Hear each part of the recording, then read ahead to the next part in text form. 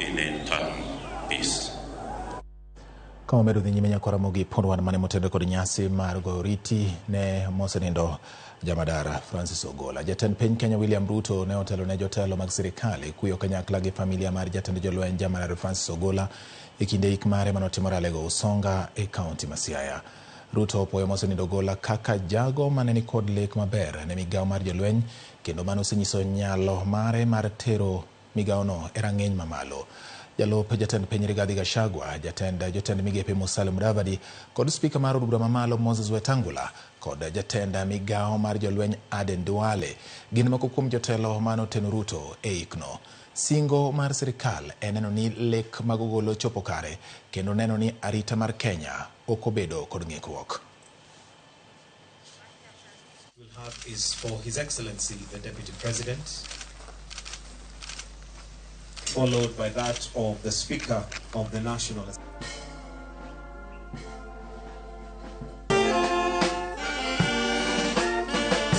He demonstrated in strategy, in word, and in deed that he loved this country, that he wanted the best for Kenya, and he stopped at nothing to make sure that Kenya was safe and every soldier, wherever they were, inside the country and outside the country, was serving to their best of ability. And therefore, as we celebrate his life, many people don't understand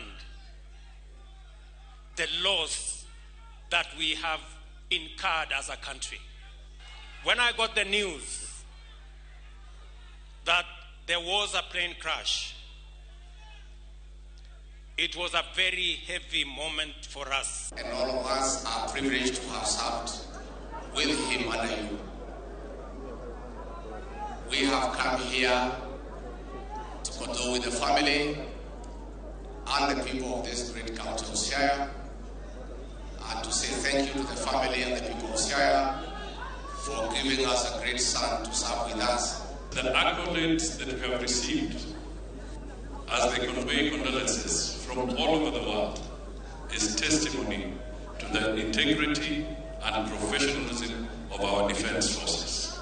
And we must acknowledge our defense forces have made us proud as a nation and as a region.